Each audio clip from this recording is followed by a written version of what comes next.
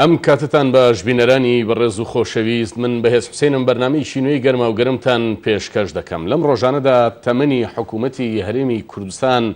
بەرەو 20 ساڵ هەنگاو دەنێ پاشەوەی یەکەم کابینەی حکوومەتی هەرێمی کوردستان و پاش هەڵبژاردننی پەرلەمان لە ساڵی 1992دا بە سەرۆکایەتی بەڕێز دکتۆر فواد معسووم ئەو حکوومەتە پێکێنرا و لە مێژووی هەرێمی کوردستان و کوردایەتیدا حکوومەتێک بەو تەرزە و لەسەر بنەمای دامەزراوەی لە هەرێمی کوردستاندا پاش هەڵبژاردننی ئازاد هاتە بەرهەم کە ئەمە بۆ مێژووی کوردایەتی مێژوویەکی زێڕینە. لە ئێستادا کە تەمەنی حکوومەتی هەرێمی کوردستان لە کابینەی شەشەمیدایە بە سەرۆکایەتی بەڕێز دکتۆر بەرهەم ئەحمەد ساڵح قسە لەوە دەکەین ئەم حکوومەتە توانیوێتی یان دەتوانێت گۆڕانکاری نوێ لە سیستمی حکومڕانی و بەڕێوەبردن لە هەرێمی کوردستاندا بێنێتە ئاراوە و هێناوێتی ئاراوە. لە ماوەی ڕابردوودا بە تایبەتی لە چەند مانگی ڕابردوودا و دەتوانین بڵین لە ساڵ و نیوی ڕابردوودا پەرلەمانی کوردستان چەندین پرۆژە یاسا و یاسای بڕیارداوە و چەندین بڕیار و ڕێنمایش لە سەرۆکایەتی هەرێمی کوردستانەوە هاتوۆتە ئاراوە. ئەم حکوومەتە تا چەند دەتوانێت لە پای جێبەجێکردنی ئەم یاسا و بڕیارانەدا بێت. لەگەڵ کەشی هەرێمی کوردستاندا کەشی سیاسی هەرێمی کوردستاندا چەندین پرۆژە و پێشنیاز بۆ چاکسازی هاتۆتە ئاراوە. ئایا حکوومەتی هەرێمی کوردستان تا چەند دەتوانێت ئەم پرۆژانە بە جێبگێنێ، تا چەند دەتوانێت چاکسازی بکە؟ حکوومەتی هەرێمی کوردستان کابینەی شەشەم لە توانایدایە چاکسازی لە هەرێمی کوردستاندا بکە؟ قسە و باز لەم بارەوە دەکەین بە میواندارەتی هەرێک لە بەڕێزان کە لە ستودیۆکانمان لە سلێمانی و لەگەڵمانن. بەڕێز لەتیفی شێخ عومەر بەڕێوەبەری نووسینگەی تایبەتی سەرۆکی حکوومەتی هەرێمی کوردستان لە سلێمانی زۆر بەخێربێی، هەروەها بەڕێز ئازاد تۆفیق نووسەر و ڕووناکبیر بەڕێزیشان لە ستودیۆکانمان لە سلێمانی و لەگەڵمانن زۆر بەخێربێی. بینەری بەڕێز تۆش بۆ سەرنجدانت و بەشداریکردنت لەم بەرنامەیە دەتوانی بە ئیمێل ئەدرەسی گەرما و گەرم کە ناوبەناو لەسەر شاشەکە دەردەکەوێت پەیوەندیمان لەگەڵ بگرن و تکاتان لێ دەکەم ئیمێڵەکانتان بەڕێنووسی کوردی بنووسن. سەرەتا کاک لەتیفی شێخ عومەر لە بەڕێستانەوە دەست پێ بکەین کابینەی شەشەمی حکوومەتی هەرێمی کوردستان کابینەیەکی ئاوەها بەهێزە دامەزراوە کە دەتوانێت گۆڕانکاری یان چاکسازی لە هەرێمی کوردستان دابێنێتە ئاراوە بە دیقەتدان لە نزیکەی 2 ساڵی تەمەنی ئەم حکوومەتە. بۆ هەڵسەنگاندنی هەر حکوومەتێک وەر کابینەیەک ڕەفتار و کردارەکانی کار و کردەوەکانی ئەو بەرهەمانی کە هێناوێتە دی لەو ماوەیە کە کابینەکەی کردووە دەست بنەمایەکی واقعیە بۆ هەڵسەنگاندنیان و ئەگەر هەت چاودێرێکی سیاسی بە ویژدان و واقعی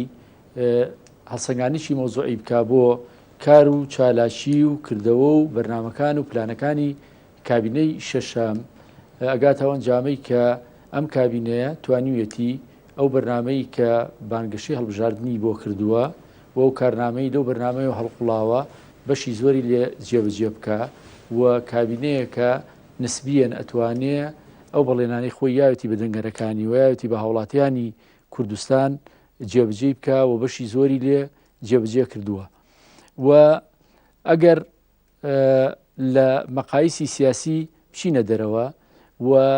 بۆ هەر کەسێک کە بیەوێ بە دوای بڕیار و بە دوای کارنامە و بە دوای بەرهەمەکانی ئەم حکوومەتەیە بچێت و هەمووی کۆبکاتەوە هەڵی سەنگێ لە بوارە جیاجەکانە، لە بواری ئابووریە، لە بواری کۆمەڵایەتیە، لە بواری پەروەردەییە، لە هەموو بوارەکانی ترا ئەگاتەوە ئەنجامەی کە بە مەقایز لەگەڵ ئەو ئیمکانیاتانی لە بەردەسیایەتی، ئەو ئیمکانیاتە مادی لە بەردەسیایەتی و ئیمکانیاتی بەشێری و تەکنیشیە و لەو هەلوو مەرجە سیاسی و ئابووری کۆمەڵاتی هەیە لە کوردستان و لە ئەقلیم و لە دنیاە کابینەیە کە بە ویژدانەوە توانی بڵێیت کابینێشی سەرکەوتوو بوو. بەڵێ کاک ئازاد، یعنی کاتێک کە هەر حکوومەتێک تەشکیل دەکرێت سەرەتا یعنی شەقام یان با بڵێن ڕۆژنامە نووسان چاودێرەکان سەیری ترۆپچی ئەو حکوومەتە دەکەن کە چێ سەرۆکایەتی ئەو حکوومەتە دەکا بە تێڕوانینی بەڕێستان چ لە شخصی بەڕێز دکتۆر بەرهەم و ئەو وەزیرە بەڕێزانێتتر کە کابینەکەی پێک دێنن توانای ئەوەیان هەیە کە حکوومەتێکی چاکسازکار، حکوومەتێک کە بتوانێت لە تەواوی کایەکانی ژیاندا لە هەرێمی کوردستاندا گۆڕانێکی گەورە بێنێتە ئاراوە، ینی ئەو شخصیەتانن؟ سپاس بۆ بەڕێستان من سەرەتا پێم وایە قسەکردن بە شێوەیەکی مطلقی لەسەر ئەکتیڤبوونی حکومەت لەسەر با بڵێن میسەلێتی حکومەت ئەوە لە هیچ سیستمێکی سیاسی و لە هیچ نظامێکی سیاسی لە جوگرافیای سەرزەویان نییە. دوێنێ ساڕۆژی ڕزگاربوونی ئەمریکای لە ساڵانی 1976 بۆ ئێستا نزیک بە 60 هەڵبژاردن بووە و نزیک بە 60 حکومەت تشکیل بووە. ئایا تۆ پێ دوایە حکوومەتی 60مینی ئۆباما یا 58مینی ئۆباما لە حکوومەتی پەنجاکانی کارتەر لە چلەکانی ڕێگل لە کێچێ نەخێر با بزانی تەڵەبی خەڵک و داوای خەڵک و گۆڕانکاری بۆ حکوومەتی بۆ حکوومەتی چکە گۆڕێ 92 یەکەم کابینی حکوومەتی هەرێم تشکیل بێ و ئێستا کابینی شەشەمە دیارە هیوای خەڵک و ئامالی خەڵک و تەڵەبی خەڵک لە 92 بۆ 96 جیایە بۆ 2000 جیایە بۆ 2004 جیایە و بۆ ئەخیر کابینە کە 2009 جیایە. دیارە هەموو حکوومەتی یەک بەرنامەی خۆی هەیە و لیستی تایبەتی خۆی هەیە و کارنامەی بۆکە. من پێم وایە قسەکردن لەسەر حکوومەتی هەرێمی خۆمان ئەگەر بە دەرخودی دکتۆر بەرهەم وەکو بەڕێزی سەرەکی یاخودی ئەو وەزیرار بەڕێزانە سەرەکی من ئەتوانم بڵێم ئەو خەڵکانی ناو حکوومەتی هەرێمی کوردستانە نیە لە کابینی شەشەمان خەڵکانی پرۆفیشناڵن بە پێی داتایەکەم قسانەکەین دوور بێت لە سۆز و لە عاتفەی خۆشەویستی بۆ لایەک یا بۆ هێزێکی سیاسی. بۆ نمونە لە 90 وەزیری حکوومەتی هەرێم ئەم 90 بەڕێزە حوتیان دکتۆرای هەیە حوتیان بەکالۆرسی هەیە تاکە دوو کەس یا تاکە سێ کەسمانەیە کە شادەکەی لە خوار لە خوار ئەدادیەوەیە ئەمەدا لە پرۆفیشناڵی لە بەتوانایی ئەکا من پێم وایە شادی دکتۆرا شادی ماستەر شادی بەکالۆرێس و زمانزانین و بەتایبەتی ئەو هەندێک لە وەزیرە بەڕێزەکان دکتۆراکەیان یا ماستەرەکان لە بەکالۆرسەکان لە وڵاتانی ئەوروپای غەربیە ناوە کە خۆزانی کللتوری ئەوروپای غەربی بە ئاشنابوون بە دیموکراسی بە ئاشنابوون بە مافیا وڵاتی بوون بە ئاشنابوون بە دۆسەی خەڵک بە کەیسی خەڵک بە معاناتی خەڵک لە وڵاتانی ئەوروپای شەرقی فەرقی هەیە و زیاتریشە. بۆیە من پێم وایە حکوومەتی هەرێم و کابینەی شەشەم ئەتوانێت لە ئاستی پێداویستەکانی ئەمڕۆدا بێ. پێداویستەکانی ئەمڕۆ سەقفێکی زەمەنی نییە ئێمە پێمان وابێ دوای ئەم 4 ساڵە ئیتر ئەگەر دارەکەی موسا بەدەستی بەڕێز کاک بەرهەم یا بەڕێز وەزیرەکانەوەی دوای 4 ساڵێکە هیچ گرفتێک لە کورسان نامێنێ نەخێر حکوومەتی کابینەی حوتەمیش دروست دەبێ و هەشتەمیش دروست دەبێ و نۆمیش دروست دەبێ و ئەم کابینانەش هەر یەکە مواجهەی با بڵێن سەردەمی خۆیەکە. قسەیەکێ لەسەر با بڵێن کێشە و معاناتی خەڵک دایمە هەموو فەیلسوفێکی هەموو ڕووناکبیرێکی هەموو مشکلی عەسری خۆیەتی. ئەگەر لە 2000ەکانە کێشەیەک هەبێت لە ڕووی سەحیوە پێ بڵێن ئایدز ئەوە لە 90ەکانە کێشەیەک ناوی ئایدز بێ و ئەگەر لە 2011 کێشەیەک هەبێ بە مافی ئەوەی کە باز لەوە بکرێ عەدالەتی ئیجتیماعی زیاتر بەرەو چەسپاندن بڕوا باز لەوە بکرێ پێداویستە خزمەتگوزاریەکان بێتە ئەولەویە دیارە ئەمە لە کابینەی کاشتی چکا بێ هەر کابینەیەک بڕووی با بڵێن مشکلە و معاناتی سەردەمی خۆی بێت. ڕاستە گەر گالیلۆ لەم سەردەمەی ئێستادا بڵێ زەوی خڕا یاخود بە دەوری زەویدا بسوڕێتەوە ڕەنگە گەمەیەکی مناڵانە بێ بەڵام بۆ سەردەمی خۆی ڕاستە داهێنانێکی گەورەی کردووە. کاک لەتیفی شەعمەر یعنی هەندێک گرێوی زۆر لەسەر شخصیەتی سەرۆکی حکوومەتی هەرێمی کوردستان کرا لە کابینەی شەشەمدا کە بەڕێز دکتۆر بەرهەمە بەوەی کە ئەم پیاوە ئەزمموونێکی دەوڵەمەندی هەیە لە بەڕێوەبردن لە کابینەی 2000 داری سلێمانیەوە بۆ کابینەی حکوومەتی فدرالی عێراق و گرتنەدەستی چەند پۆستێکی گرنگ بە تایبەتی پۆستی ینی ئەوەی کە پەیوەندی بە ئابووری و داراییەوە هەیە لە عێراقدا. پرسیار ئەوەیە کاک بەرهەم ئەم ئەزمموونە دەوڵەمەندەی لە کابینەی شەشەم لە کابینەکەی خۆی کە خۆی سەرۆکایەتی دەکات بەکارهێناوە؟ پێم وایە دیسانەوە گەڕێمە سەر قسەکەم بۆ هەڵسەنگاندنی ئیدای کاک دکتۆر بەرهەمیش وەکو سەرۆکوەزیران لە کابینەی شەشەمە هەرە بێ بگەڕێنەوە بۆ ئەوەی کە لەم کابینەیە چەند بە وەفا بۆ جێبجێکردنی ئەو بەڵێنانەی کە یاوێتی لە وەختی انتخاباتە کە هەردوو حیزبە سەرۆکیەکە هاوپەیمانی کوردستانی یاوێتی بە خەڵک بۆ جێبجێکردنی لە ماوەی ئەم 4 ساڵەیە. هەر کەسێک کە مۆزوعی سێری ئیدای کاک دکتۆر بەرهەم کە ئەزانی هەم لە دڵسۆزەکەی هەم لە پەرۆشەکەی هەم لە لێزانی و پرۆفیشناڵەتەکەی و هەم بۆ وەفایی بۆ بەرنامەکەی و هەم بە لێبڕاوی و کۆڵنەیان و ئیرادەکەی ئەو کەسەیە کاتوانم کابینەی بە سەرکەوتوی بگەێنێتە بەڕی ئەمان. دیارە هیچمان تەوقعی ئەومان لێ نەبێت نەم کابینە و کابینەکەی دوای ئەویش بەدەستی ئێمە بێ بەدەستی هێزە معارزەکانەوە بێنە کابینەکانی پاشەویش توانێت بە هەشتێک لە کوردستانە دروست بکە و ئەوە مقیاسێکی بەهشتیە کە ئەمڕۆ محاکمەیەکی سیاسی دکتۆر بەرهەم و کابینەکەی پێکرێت کە یانەوێت لە ماوەی ساڵێکە 2 ساڵە هەموو ئەو هیوا و ئاوەتانەی خەڵک کە بە درێژی ژیانی سیاسی لە کوردستانە هەیان بووە لە 4 ساڵە لە 3 ساڵە لە 2 ساڵە بێتە دی. بەڵام کاگلەتی لەم ماوەی ڕابردوودا حکوومەتی هەرێمی کوردستان چەندین پرۆژە بڕیاری نردووەتە پەرلەمان چەندین ڕێوشوێنی ئابووری سیاسی ئەمنی پەیوەندیەکانی دەرەوەی گرتووەتە بەر پێتان وابوو لەم هەنگاوانەیدا لەم جۆرە پرۆژانیدا سەرکەوتوو بۆ بە دقت بووە ئەوە ئێمە نین کە ئەیڵێن وەکو فەرمانبەری حکوومەت ئەوە خەڵکە ئەوە ڕاپرسیەکانە کە ئەیڵێ ئەو پشتیوانی خەڵکە بۆ حکوومەتەکەی بۆ بەرنمەکەی کە ئەوە سلمێنێک کە ئەم حکوومەتە ئەم کابینەیە لە زۆر بوارە لە بواری ئابووریە لە بواری کۆمەڵایەتە لە بواری پەروەردەییە لە بواری داهێنان لە بوارە جیاجەکانە سەرکەوتنی گەورەی بەدەستێناوە خۆ ئەوەی کە ئەمڕۆ هەڵوەشانەوەی حکوومەت نەبوو مەطلبی شعبی لەگەڵ ئەو هەموو هەوڵەی کە چەند لایەنی ئۆپسیۆن نیانتوانی دەنگی بۆ کۆکەنەوە نیانتوانی خەڵک بۆ ئیتیجاهەیە بەرن و بۆ ئاڕاستایە بەرن و دژایەتی حکوومەتی بۆ بکەن پێ بکەن و ئەوەی کە مەطلبی هەڵوەشانەوەی حکوومەت لە جوغزێکی بچووکی سیاسی و حیزبیە مایەوە نیتوانی تەشەنە بکە و گەورە بێت و بێ بە ئاڕاستەیەکی گەورەی میلی ئەو بەخۆی دەلالاتی گەورەی هەیە هەقاوە پەیامێک کە خەڵک یاوێتی بە هەمومان هەم بە حکوومەتیش هەم بە هێزە معارزەکانیش کە ئەم حکوومەتە بە مەقایسی خەڵک حکوومەتیش سەرکەوتوو بووە و ئەو داوای هەڵوەشانەوەی داوایشی ناواقعی و ناسیاسیە. کاک ئازاد تۆفیق یعنی لە هەرێمی کوردستاندا و ئەمە کاری معارزە ینی لە دنیادا کە خراپەیەک دەبێ حکوومەت دەکەنە علاگەیەکی حازر و بزمارێک کە بە دیوارەوەیە ینی هەموو ئەو نوقسانیانە هەموو ئەو شکستانەی لەسەر هەموو ئاستەکان دێتە ئاراوە بەویدا هەڵەواسن پێتان وایە لە هەرێمی کوردستاندا بەم جۆرەش ینی بە هەمان جۆر مامەڵە لەگەڵ حکوومەتی هەرێمدا دەکرێت و چێن ئەوانەی دەبێت پشتیوانی و حکوومەتە بن ینی تەنها ئەوانەی کە لە دەسەڵاتدان یان ئەوانەی حکوومەتەکان تەشکیل کردووە بەڕاستی من پێم وایە ینی لە وڵاتە مەسایلی معارزە بوون مەرزایلی ئۆپۆسیۆن بوون یەکێک لە ڕۆگەشەکانی سیستمی سیاسی تەندروست و سیستمی سیاسی دیموکراسیە ئینکاری ناکرێت بەڵام یەک حەقە دەبێت بزانین ڕاستە هێزێکی سیاسی گروپێکی سیاسی بەشداری حکومڕانی و بەشداری فەرمانڕەوایی ناکات و ئازادە بەڵام ئەبێ بزانێت ئەم هێزە کە ئیلتیزامی بە فەرمانڕەوایی و بە سوڵتەی تەنفیزیۆنیە بەڵام ئیلتیزامی بە دەستوری گشتیەوە هەیە بە ترادیسیۆنی گشتیەوە هەیە بە ئارامی گشتیەوە هەیە ئەبێ خۆی لە دەوری پرۆسێکی سیاسی بەدەر نەگرێت یعنی ئۆپۆزیسیۆنی تەندروست یا بەبرین گروپی سیاسی تەندروست ئەو گروپە سیاسیە بە ڕخنەی جدیەوە بە معارزە بوونیەوە بێتە ناوکایەکە یعنی تۆ پێ دوا بێت هێزێکی سیاسی مادەم لەسەر حکوم نییە ئیتر پێی خۆش بێ ئەم شەو باران هەموو شاری سلێمانی بێت ئەمە کاری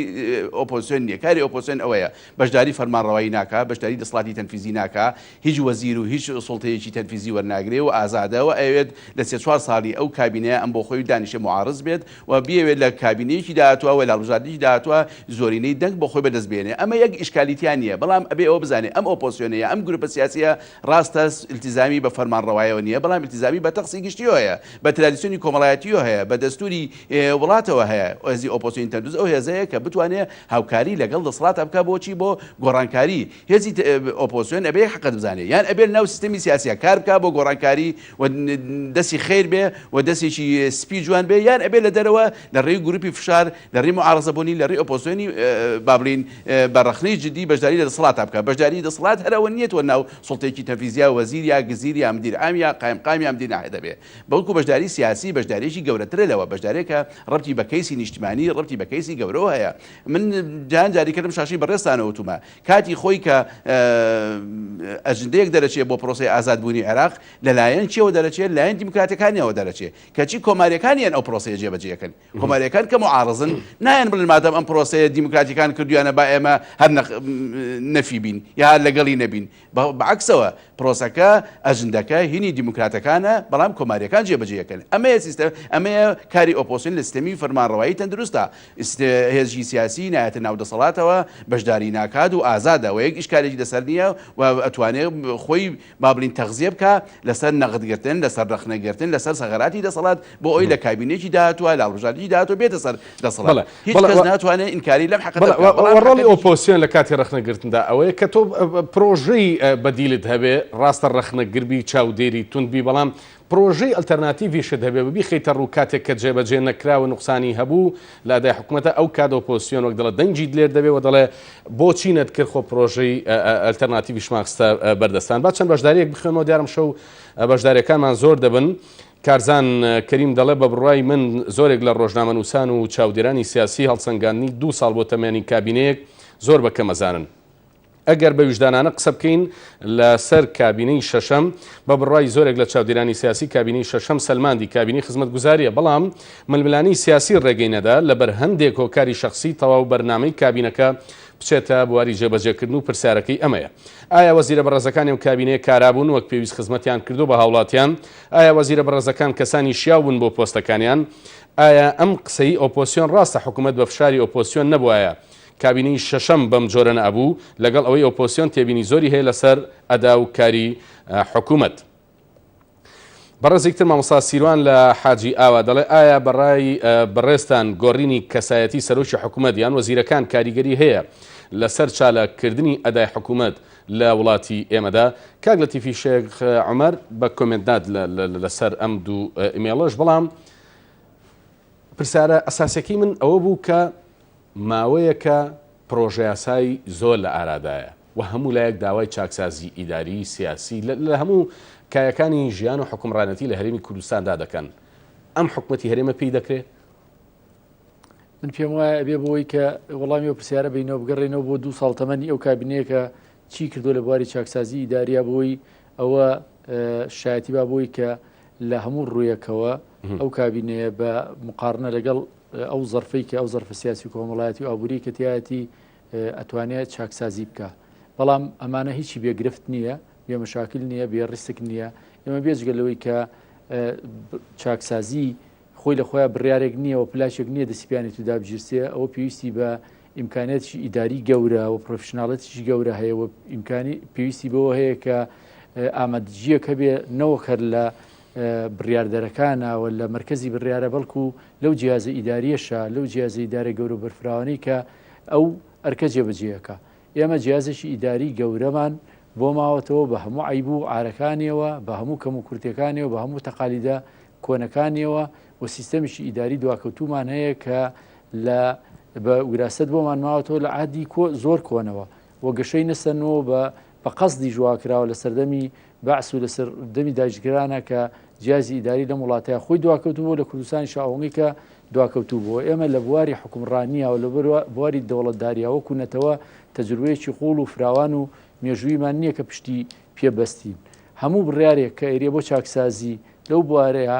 لە بواری ئیداریە لە هەموو بوارەکانی تریشە لە بواری مالیە پێویستی بێژگەلەوەی کە بڕیارێکی جەریئانە و بە ئیرادەیەک و بەدڵسۆزیەکەیە پێویستی بە دەستگایەکی ئیداری شەیە بۆ تەنفیزکردنی. ئێمە ئەو دەستگای ئیداریە نەهی ئەم کابینەیە نەهی کابینەکانی کەیە هەر ئەوەیە کە هەمان و لەبەر دەستمانایە بۆ ئەوەی کە چاکسازی ئیداری بکرێ بێژگەلەوەی کە بڕیارێکی جەریئانە و ئیرادەیەکی گەورەی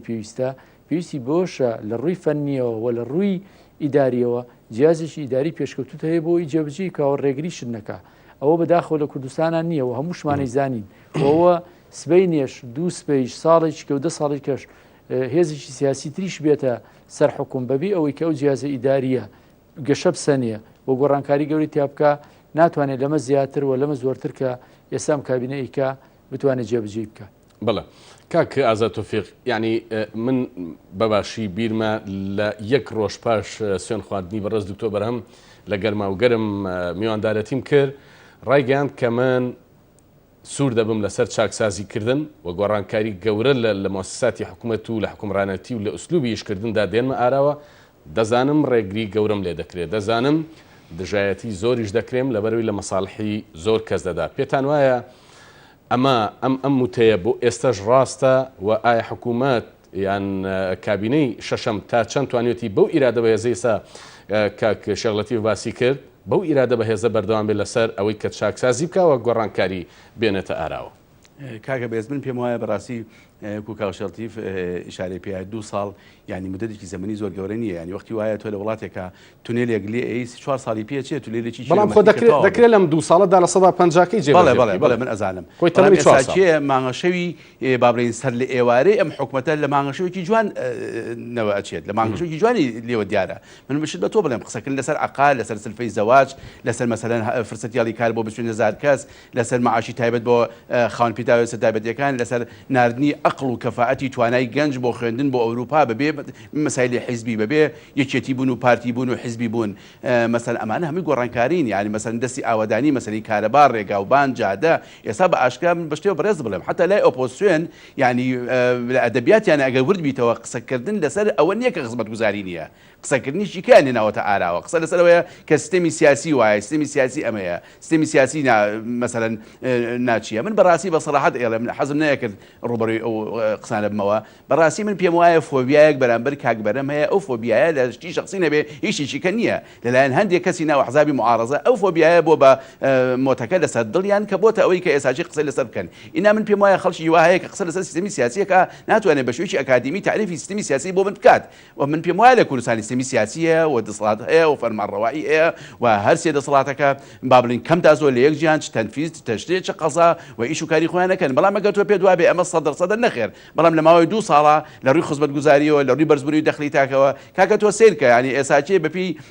داتا و ڕاپرسی کاکشێخ زۆر قسەی جوانی کرد کە داتا و ڕاپرسی کە قسەکردن بە ئیجابی لەسەر حکوومەتێرم با من و کاکشەڵەتیف نەبین خەڵکی بڵێ ئەو سنتەرانی کە داتا و ڕاپرسیان کردووە پیان وایە نسبەی دەخل لە عێراق لە سلێمانی دەخلی تاک لە هەموو عێراق بەرزترە و پێشیان وایە نسبەی بەتاڵە بەپێی عەدەد لە عێراق لە سلێمانی لە هەموو شوێنێک کەمترە ئێمە دە بەڕەبتی بە کابینی شەشەم یا ڕەبتی بە حکومەت هێرم یا بەڕەبتی بە ئەدای باشی و تەندروستی وەزیرەکە بەڕێزەکانەوە هەیە ئەمە ئەبێ پێمان وابێ ئێمە ئۆپۆزیسیۆن یا گروپێکی سیاسی بیاوێت ینی هەر سیاسی بووکو خەسوو لەگەڵ دەوڵەت لەگەڵ فەرمانڕەوا بەکاربێنێ ئەوە بۆ خۆی خراپە من زۆر پێم خۆشە کە حکوومەتی هەرێم گوێ لە ئۆپۆزیسیۆن گرتووە و بەدەم داوایانەوە چووە و چاکسازی کردووە گۆڕانکاری کردووە ئەمە کەواتە حکوومەتی هەرێم حکوومەتێکی تەندروستە و ئەدایەکی جوانی هەیە و ئەدایەکی خاچیانی هەیە و ناو سیستەمێکی سیاسی دیموکراسا ڕەش هەیە سپی هەیە سەوس هەیە سوور هەیە ئەمەدا لە تەندروستی لە ئەکادمی بوونی سەرۆکی حکوومەتی هەرێم بکات ئەگەر حتا بە فشاری هێزە ئۆپۆزیسیۆنەکانیش ئەم گۆڕانکارە بێ من سوپاس بۆ هێزە ئۆپۆزیسیۆنەکانەکەم و دەستخۆشی لە حکوومەتی هەرێمەکەم واتە حکوومەتی هەرێم گوێ ڕاگرێ و بە گوێت دەکات و بە ڕەخنەجیریەکانت دێتە پێشەوە و هاوکاری دەکات و ئاکات ڕەخنەکانی تۆ و بیناەکانی قسەکانی تۆ و سەرنجەکانی تۆ جێم لە حەزە بێ بەیان وەربگیرێ ئەی لەکوێ حکوومەتێکە بێ گوێ لە کەس ڕانەگرێ حکوومەتێک هەبێت مەسەلەن ئاشی حکوومەت لە شوێنێ بێ و ماڵی ئۆپۆزیسیۆن لە شوێنێکە تەبەن هەرگیزەوە ناگەن بەیەک بەڕاستی تەندروستی حکوومەتی هەرێم و تەندروستی ئەدای سیاسی و تەندروستی سیستمی فەرمانڕەوایی لەم کوردستانە لەو ڕایەڵەوە دروستە بێت کە لە بینی ئۆپۆزیسیۆن و دەسەڵات و لە بینی ڕەخنەی جدی و دەسەڵات و لە بینی داوای کۆمەڵانی خەڵک و فەرمان دەسەڵاتی بابرێن فەرمانڕەوا دابێت وێم پێم وایە لەم 2 ساڵە بە شایەدی دۆست و دوژمن و بە شایەدی نەیار و بە شایەدی خەڵکی بە ویژدان گۆڕانکاری لە ڕووی سیاسیەوە کراوە گۆڕانکاری لە ڕووی فەرمانڕەوایە کراوە لە ڕووی ئەدای تەنفیزیەوە کراوە لە ڕووی زیادە هەوڵدان بۆ سەربەخۆی قەزاوە کراوە لە ڕووی مەسەلەن پەرلەمان ئەکتیفی پەرلەمان با معارەزە ئەکتیفیکا دەستی خۆش ئیشێکی باشی کرد زۆر باش ناچینە ناو پەرلەمانەوە بە بەشدارەکانی تر بخوێن و هەواڵ دەرگەڵی دەڵێ کابینی شەشەمی حکوومەتی هەرێم لە ماوەی کارکردنیدا چەندین بڕیاری گرنگی داوە لە پێناو چاکسازی و شەفافیەتدا لە هەرێمی کوردستان پێویستە هەموو لایەک بەدەر لە ئایدۆلۆژیای جیاجیا هاوکاری جدی حکوومەتی هەرێم بکەن بۆ جێبەجێکردن لە بەرژەوەندی گشتیدایە ڕاستە جەنابی دکتۆر بەرهەم خۆی وەک سەرۆکی حکوومەت و ژمارەیەک لە وەزیرەکانی کەسی شارەزا و پسپۆڕن پرسیار ئەوەیە ئەو ئاستەنگانە چین کە هۆکارن بۆ ئەوەی ئەو بڕیارانی کە دەدرێن لە کاتی خۆیاندا جێبەجێ نەکرێن دکتۆر عادل فتاح لە چەمچەماڵ دەڵێ دەکرێت بە خودی دکتۆر بەرهەم و هەواڵەکانی بگوترێ داهێنەر لە حکومڕانی کوردیدا لە هەندێ بواردا گەیشتونە تەلوتکە حەقا بێت چاوەڕوانی ئۆپۆزیسیۆن هەنگاوی زیاتر هەبێ و دکتۆر بەرهەم مشارەکە بە خەڵکانی تر بکا بۆ ئەکتیڤکردنی حکوومەتەکەی کە بە فعلی حکوومەتی گەلی کوردستانە ئەیوب کەریم ئیمێڵەکەت بە تەواوەتی نەگەشتووەتکە ئەگەر بە تەواوەتی بۆمان بنێری ئەفسەرێکی ئاسایش بە ناوی توانە دەڵێ پێم باشە کە قسە لەسەر ئەوە بکەن ئایا موچەی هێزەکانی ئاسایشی ناوخۆزیاد دەکریانە و بڵێ ئەوە 2 ڕۆژە قسە لەسەرەوە دەکەین کە دەڵین بڵێ زیاد دەکرێت وەکو ئەوەی عێراقی لێدێ بەڵام دیارە ڕاگەاندنیی تری شێ بە چاواشەکاری دەیە بڵێ زیاد ناکریان تەشویشێک بخاتە سەر ئەم مەسەلێ بەڵام لە ڕاستیدا بڕیاری پەرلەمانی عێراقا و ئەو پارەیە زیاد دەکرێت بەڕێزێکتر بە ناوی ئاریان عوسمان دەڵێ بۆ هەتا معارەزە نەبوو هیچ چاکسازیەک لە ئارادا نەبوو پاشان گرنگ نییە جێبەجێکردن گرنگە ئادەم بیری دەڵێ ئەگەر ئێمە بە ویژدان قسە بکەین سەبارەت بە حکوومەتی دکتۆر بەرهەم بەڕاستی یەکەم جارە من وەکو کەسێکی خەڵکی کوردستان زانیاری لەسەر بودجەی حکوومەتی هەرێم هەیە کە چۆن سرف دەکرێت و بودجە بەڕاستی دکتۆر بەرهەم کارێکی بە ویژدانی ئەنجامدا و ئادەمبیری لە شارۆچکەی شیلاتزێ ئەم ئیمێڵەی کردووە. کاک لەتیف کۆمەڵێک پرسیاری گرنگ هاتن وە گرنگترینیان ئەوەیە کە ئەو چاکسازیانەشی دەکرێت منەتی معارەزەی لەسرە. پێم وایە کە هەر کەسێک بۆ کارێکی ئەمە زۆر ئاسانە بەرنامەی هاوپەیمانی کوردستانی بۆ هەڵبژاردن ئەو بەرنامەی کە متمانی خەڵکی کوردستانیە بخوێنێتەوە کارنامەی حکوومەت کە وەختێک پەرلەمانی کوردستان متمانی پیا بە کابینەی شەشەم ئەزانێ هەمووی ئەمەی ئەکرێ بەشێکە لەو بەرنامەیە بۆ وردەکاری ئەو بەرنامەیە و ئەوەشی ئێستا بە ناوی پرۆژەی چاکسازی و لەژێر عنوانی جیاجیایە کرێ هەمووی بەشێکە و وردەکاری ئەو بەرنامەیە و بواری تەطبیقی ئەو بەرنامەیە. خۆ ئەگەر بەلایەنێکی کەشەوە ئەگەر داواکاری معارەزەش بێ داواکاری خەڵکیش بێ خۆرکی حکوومەت ئەوەیە کە گوێ لە هەموو لای گرێ و حکوومەتی ئەو هاوڵاتیانەشە کە دەنیان ناوە بە معارەزە حکوومەتی ئەو هاوڵاتیانەشە کە دەنیان ناوە بە دۆ حیزبە حکوومەتی ئەو هاوڵاتیانەشە کە ئەسڵەن دەنگیشیان نەیاوە. ئەمە هیچ هوەرێکی تیان نییە کە و هیچ منەتیشی تیان نییە ئەگەر حکوومەت لە هەر بوارێکە و پێویستیشە جۆ بگرێ و ئەشبێ جۆ بگرێ و پێشم وایە جۆشی گرتووە حەقە معارەزە بەو سلبێتەوە قسە نەکاوە بەو مزایدەیە قسە نەکاکە ئەگەر کارێک کرا یا پرۆژە یاسایەک لە پەرلەمانە پەسەند کرا داواکاری ئەوان بووە داخوازی ئەوان بووە بەشێکی داخوازی ئەوان بوو بە منەت حسێبی کا لەسەر حکوومەت وای پیشان بە لە بەرچاوی خەڵکە لەژێر فشار و لەژێر زەختی ئەوانە کراوە. ئەسڵەن ئیشی حکوومەت ئەوەیە کە هەرچی کارێک جوانە وەرچی کارێک ئیمکانە بێ و باشە لە بواری خزمەت گوزاریەوە لە هەموو بوارەکانی کە بیکا بەجیا لەوەی کە قسەی چێ و قسەی چێ نییە بەجیا لەمانە و بەجیا لەو مزایدێ و بەجیا لەو هەلومەرجە سیاسی هەیە من ئەڵێم هەموو ئەوانی کە ئێستا ئەکرێ لە بواری هەموو بوارە جیاجەکانی چاکسازی و شەفافیەتە بەشێکە لەو وعدانەی کە کابینەی شەشەم لە بەرنامەی خۆیان یای بە خەڵکی کوردستان و هیچ عیبیشیتیانی ئەگەر لەو بەرنمەیە ئەو بەرنمەیە بەشی زۆری جێبجێ و بێەوە ئێستا ئیمکانیات لەبەر دەستابی و ئیرادەیە کەوێ بۆ زیاتریش لەوە بکرێ ئەوە نەوە کەر عیب نییە و نەوە کەر ملان نییە بە داوای لایەک بەڵکو ئەوە پەرژانی حکوومەتە و سووری حکوومەتە لەسەر جێبجێکردنی زۆرترین داواکاری خەڵک. ینی هەندێکان گرێ لەسەرەوە دەکەن کە ئەم حکوومەتە هیچ جۆرە پرۆژیکی چاکسازی ناخرێتە بەردەست چووکە فاشیلە. یعنی ئەگەر بەدقەتر قسە بکرێ لە سای کابینی شەشەمدا یەکەمین کابینەیە بودجە بەو شەفافیەتێ لە کاتی خۆی بنێرەتە نێو پەرلەمان لەسەر چاوەی داهات وە چۆنەتی خەرجکردن. جگە لەمانە ئەو هەوڵەی لە کابینەی پێنجەم هەبووە گرتنەوەی دوو ئیدارە بەتەواوەتی لەم کابینێتە بەتەواوەتی هەستی پێ دەکرێت و مەسەلەی شەفافیەت بەڕوونی دیارە بەڵام بۆ ئەم قسەیە دەکرێت یان ترس هەیە لەوەی کە ئەم کابینێت ترسی هەبێت لە مەسەلەی شەفافبوون لە مەسەلەی سەروەری یاسا لە مەسەلەی یەکگرتنەوەی هێزی پێشمەرگە و ئاسایشکە ئەمە بەشێکە لەو پرۆژە چاکسازیی هەموو لایەنە سیاسەکان دەیانەوێت بیخەنە بەردەم حکوومەت لە هەرێمی کوردستان. بەڕاستی من نامێ بۆ وەڵامی و پرسیارە دیسانە بێمە سەرەوەی کە ئەو دەستکەوتانەی حکوومەتی هەرێم لەم دوو ساڵەی تەمەنیان نزیکەی دو ساڵی تەمەنیان جێبجێ کردو بیبژێرمنەوەکو بە منەتمان و بە چاوانەوە بۆمان حسێ بکەن کە هەمیشە ئێمە ئەوەی ئەکەین و ئەرچی خۆمانە ئەینەوە بە چاوی خەڵکە بەداخەوە ئێمە هەموو جارێک نارانی ئێمە و ئۆپسیۆن ناچارمانەکە کە ئەوە بیری خەڵک بکەینەوە نێڵن خەڵک تووشی چاواشەکاری بێ کە لە بوارە جیاجیەکانە ئەم کابینەیە چی جێبجێ کردووە کە ئەمە حەقا کە ئۆپسیۆن خۆی ناچارمان نەکا کە ئێمە ئەوە بکەینەوە چاواشەکارێکی وانە کە لە زەین لە بە چاواشەبردننی زەین و ڕوانینی خەڵکاوە لە بیربردنەوە و ناشرینکردنی وێنەی حکوومەتە کە ئێمە ناچار بین ڕۆژوانەکانی حکوومەت نەوەکو وەکو منەت وەکو بیرخستنەوە پیشانی خەڵکی بینەوە بەڵام